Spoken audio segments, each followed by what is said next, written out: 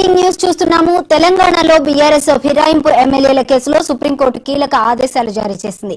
అనర్హత వేటుపై స్పీకర్ నిర్ణయం తీసుకోవడంలో జాప్యం జరుగుతోందంటూ దాఖలైన పిటిషన్పై నేడు విచారణ చేపట్టిన ధర్మాసనం కేసును 3 వారాల పాటు వాయిదా వేసింది. ఈలోగా అనర్హత పిటిషన్లపై స్పీకర్ కార్యాలయం తీసుకున్న చర్యలు లేదా ప్రస్తుత స్థితిగతులపై వివరణ ఇచ్చేందుకు సుప్రీంకోర్టు సమయం కేటాయించింది.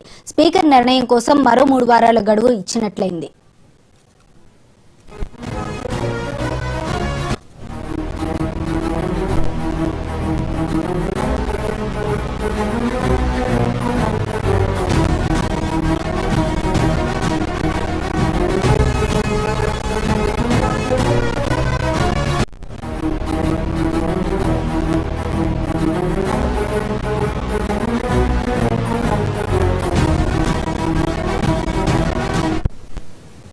తెలంగాణలో బీఆర్ఎస్ ఫిరాయింపు ఎమ్మెల్యేల కేసులో సుప్రీంకోర్టు కీలక ఆదేశాలు జారీ చేసింది. అనర్హత వేటుపై స్పీకర్ నిర్ణయం తీసుకోవడంలో జాప్యం జరుగుతోందంటూ దాఖలైన పిటిషన్పై నేడు విచారణ చేపట్టింది ధర్మాసనం. ఇక ఇదే అంశానికి సంబంధించి మరింత సమాచారం మా ఢిల్లీ బ్యూరో చీఫ్ శిరీష్ అందిస్తారు.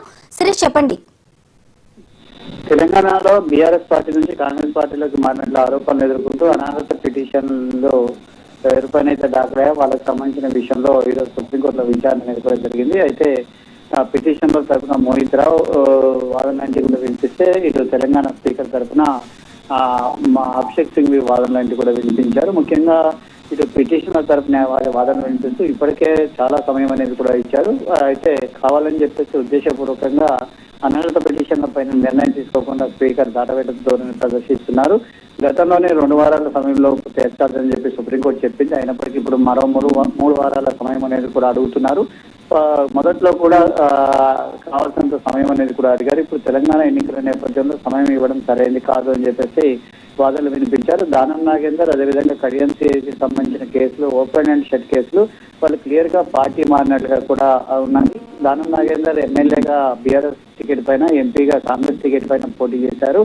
అయినప్పటికీ ఆయన పైన అనర్హత వేటు అనేది కూడా వేయడం లేదు. ఇటు కడియం సిఆర్ విషయానికి వస్తే కడియం సిఆర్ కూతురు కడియం కావ్య కాంగ్రెస్ పార్టీలో ఎంపీగా ఉన్నారు.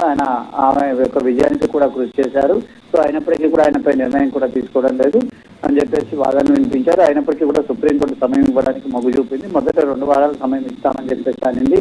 కానీ మున్సిపల్ ఎలక్షన్స్ నేపథ్యంలో అధికార యంత్రాంగం అంతా బిజీగా ఉంది కాబట్టి 3 వారాల సమయం కావాలని చెప్పేసి స్పీకర్ తరఫు న్యాయవాది అభిషేక్ మనోజ్ సింగ్ కోరారు. అయితే 3 వారాల సమయం ఇస్తూ సుప్రీంకోర్టు ఈ కేసు తదుపరి విచారణను వాయిదా వేసింది. అయితే ఈ లోపు స్పీకర్ పాజిటివ్ గా నిర్ణయం తీసుకుంటారని చెప్పేసి మేము భావిస్తున్నామని చెప్పేసి సుప్రీంకోర్టు ధర్మాసనం అభిప్రాయపడింది. అయితే ఈ కేసును వాయిదా వేయకుండా చూడాలి. ఒకవేళ కోర్టు నిర్ణయాలను కనుక పాటించకపోతే కోర్టు ధిక్కరణను ఎదుర్కోవాల్సి ఉంటుందని చెప్పేసి కూడా సుప్రీంకోర్టు సూచించడం జరిగింది.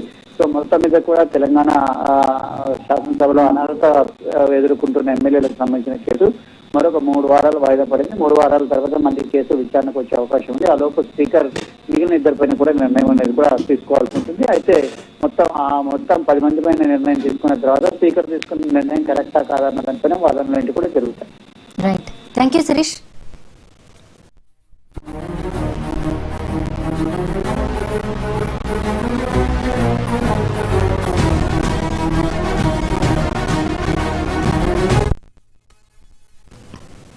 తెలంగాణ మున్సిపల్ ఎన్నికల ప్రచార బరిలో